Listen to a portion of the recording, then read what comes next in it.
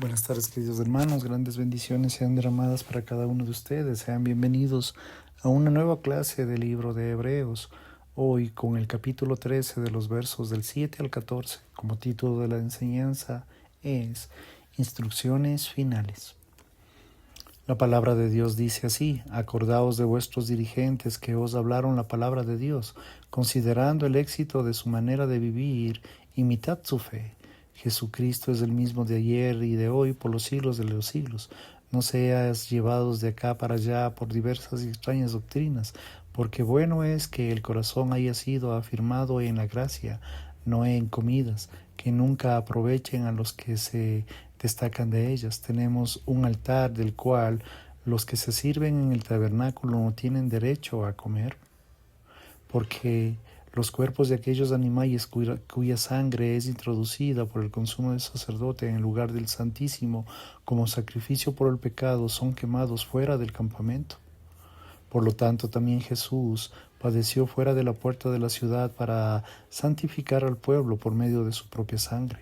Salgamos, pues, a él, fuera del campamento, llevando su afrenta, porque aquí no tenemos una ciudad permanente, sino que buscamos a la que ha de venir.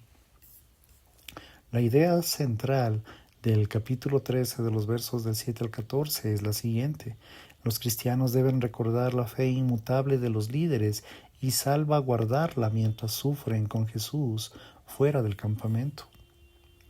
Para el observador casual, esta sección de Hebreos final podría ser algo inconexa, la misma manera que en los que leen hoy de un informe militar de la Segunda Guerra Mundial podrían encontrar este relato inconexo. Una reunión militar, el oficial al mando informa a las tropas sobre el plan de batalla, proporcionando la información, la táctica, y hace declaraciones y da instrucciones personales. Las tropas que reciben una sesión informativa de este tipo seguramente verían las instrucciones como coherentes, pero nosotros, al estar alejados de la situación original, las encontraríamos desconcertantes. Por eso, estos mandamientos finales de Hebreos 13 pueden parecernos inconexos. En Hebreos 13 del 7 al 14 es la última orden oficial al mando con sus tropas. Era una palabra que necesitaban oír entonces y es una palabra que seguimos necesitándola oír ahora. El versículo 7, como ya hemos visto en la carta de Hebreos, está llena de exhortaciones morales. Esta última sección no es diferente. Aquí el autor exhorta a su pueblo a recordar a sus líderes. El concreto quiere que se acuerden de los que hablaron de la palabra de Dios. En el contexto inmediato de la carta, esta se refiere a los que les enseñaron el Evangelio. Si ampliamos, se refiere a los que desarrollaron toda la Biblia. El mandato de recordar puede parecernos peculiar al principio. Esperaríamos que el autor animara a sus lectores a honrar, respetar o saludar a sus líderes, pero ¿por qué el llamamiento de recordarlos? Puede que tenga algo que ver con el matrimonio que estaba teniendo lugar en el momento que se escribió la carta. Cuando el escritor llama a sus lectores a recordar, es muy posible que se refiriera a los líderes que habían sido asesinados por su fe. La llamada a la memoria de una llamada a mirar atrás. A los lectores miran hacia atrás considerando el resultado de la forma de la vida de los líderes e imitando su fe. Esta exhortación en común en el Nuevo Testamento es similar a lo que Pablo escribe en 2 de Timoteo capítulo 3. Pablo pide a Timoteo que evite el mal ejemplo e insta al joven pastor a imitar su propio ejemplo de Pablo.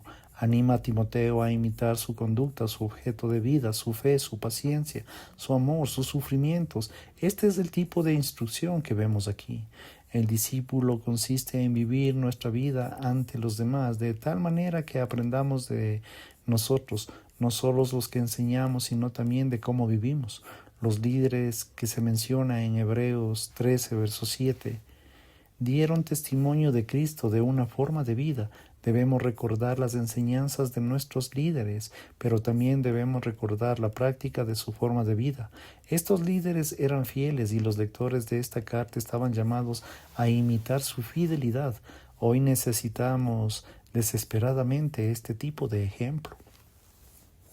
En el versículo número 8, la naturaleza inmutable de Cristo es algo en la que la Escritura deja muy claro. Jesucristo es realmente el mismo de ayer, de hoy y de siempre. En el Antiguo Testamento escuchamos algo similar sobre Dios. Yo soy el Señor y no cambio. Malaquías 3:6. Aunque nuestras circunstancias externas siempre cambian, no tenemos que preocuparnos de que Cristo cambie. Su disposición hacia nosotros es fija para la eternidad. No tenemos que preocuparnos de su poder y salvación aumente o disminuya. Nuestros líderes pueden morir, pero Jesús seguirá siendo fiel a sus hijos. Podemos descansar de la absoluta confianza que nunca cambiará. Algunas comentaristas sugieren que el conciso himno cristológico, que no tenía nada que ver con su contexto, para ello parece una figura en lugar en el medio de todas estas exhortaciones. En realidad, sin embargo, el versículo 8 fundamenta las exhortaciones. Nuestra fe y sus enseñanzas no cambian. No existe un cristianismo nuevo y mejorado. Lo que tenemos es la fe que fue entregada a los santos una vez y por todas. Judas, versículo 3. Aunque los lectores en la carta tengan ahora nuevos líderes y sus circunstancias cambien, el Salvador sigue siendo el mismo. Él es el mismo de ayer, de hoy y de siempre. Por lo tanto, debemos recordar la fidelidad de nuestros líderes y no dejarlos llevar por nada. Al contrario, inmutable mensaje de nuestro Señor Jesucristo. El verso número 9. El cristiano, si se entiende correctamente, es el mismo de ayer, de hoy y de siempre. Esto se debe a que Jesucristo no cambia, y por esta naturaleza inmutable que debemos ser capaces de detectar la falsa enseñanza y no dejarnos llevar por ella.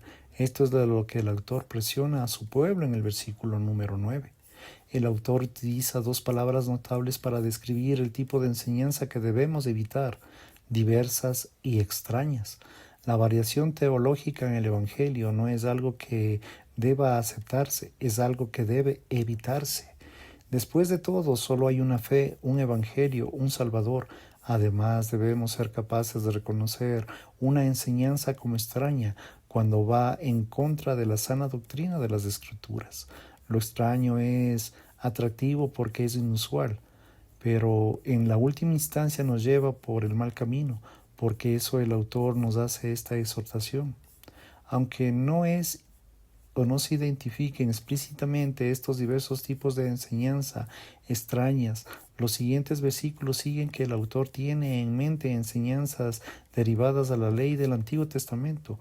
Lo más probable es que se centren en las regulaciones alimentarias que pretenderían distinguir a los israelitas con el pueblo santo de Dios. Sea las cuales sean, estas enseñanzas contradicen una unidad teológica del mensaje del Evangelio, por lo que se ordena a los lectores que las eviten. El autor advierte a su pueblo que se entretenerse con las falsas enseñanzas y lleven por el mal camino. El autor también nos recuerda que establecer o fortalecer nuestros corazones por la gracia, no a través de leyes alimentarias extrañas, es algo muy bueno y a la vez maravilloso. Al principio, el contraste puede parecer confuso. Entendemos la dicotomía entre la gracia y la ley, entre el Evangelio y la ley. Pero ¿qué pasa con la gracia y las leyes alimentarias externas? Es evidente que el autor esperaba que su audiencia entendiera su comentario, escucharon su palabra como judíos y que se habían convertido en cristianos. Uno de los peligros de las leyes externas, como las restricciones dietéticas judías, es la que tenemos que darles demasiada importancia. Pensamos que podemos estar justificados por cumplirlas. Realicen los cristianos, los judíos que iban a dirigirse a esta carta, se centraban tanto en las leyes dietéticas del Antiguo Testamento, por lo que se ven olvidadas por las otras cosas más importantes, como es la salvación, la gracia, la fe en Cristo. Ellos, como nosotros hoy, necesitan desesperadamente escuchar el mensaje principal de Hebreos. En el nuevo pacto inaugurado por la sangre de nuestro Señor Jesús es muy superior al antiguo pacto. Por lo tanto, no importa de lo que te preocupes por las reglas dietéticas, ya sean kosher o bebidas de Atkins. Los cristianos viven por la gracia y nuestros corazones son fortalecidos por la gracia. Las cuestiones externas no pueden fortalecernos ni salvarnos. Somos salvados por la misericordia del Dios que ha demostrado en el nuevo pacto. Aquí es exactamente donde el autor nos lleva a continuación.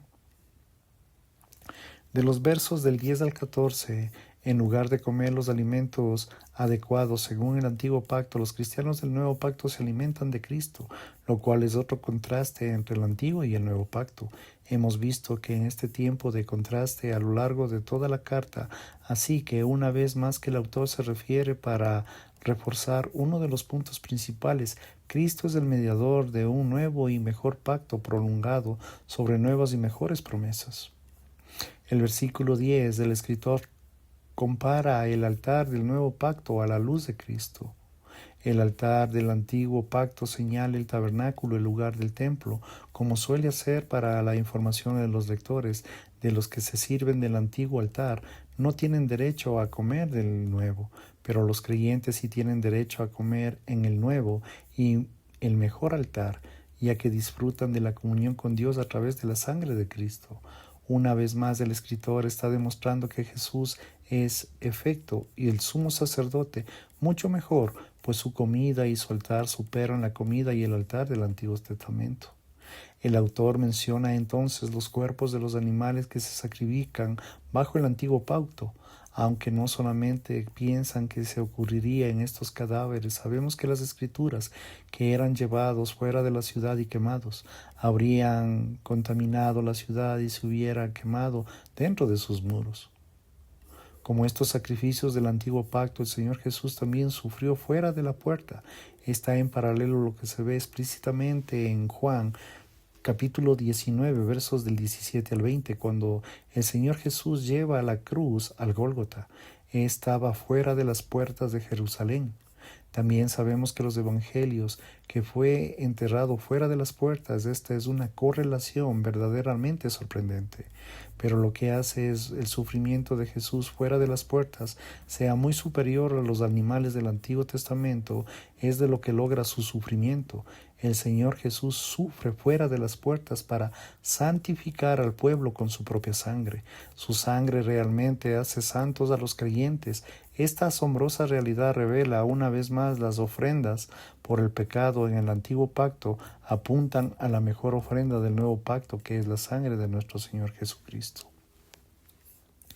Esta realidad también lleva al autor a entrar a implicaciones para su pueblo en el versículo 13. Dado a que Jesús sufrió fuera del campamento del pueblo, debe identificarse con él allí y seguir a Jesús. Significa unirse a él fuera del campamento. El pueblo del escritor tuvo la tentación de encontrar su identidad en el judaísmo y en el antiguo pacto. En lugar de soportar su desgracia por causa de Cristo, buscaba la seguridad y protección de algo distinto a Jesús. Por eso el autor nos dice que debemos salir del campamento, aunque tengamos que sufrir para brillar como sus discípulos. En el verso 14 nos dice que, y como cristianos, pueden sufrir por causa de Cristo, porque anticipamos una ciudad eterna. Nuestra esperanza no está en la ciudad humana que se desvanece, sino en la ciudad perdurable de Dios. Esperamos una ciudad escatológica, la Jerusalén celestial, y esta ciudad, por lo que podemos soportar la persecución fuera del campamento con nuestro Señor Jesucristo. Gracias, queridos hermanos. Si el Señor lo permite, estaremos en una nueva enseñanza. Bendiciones.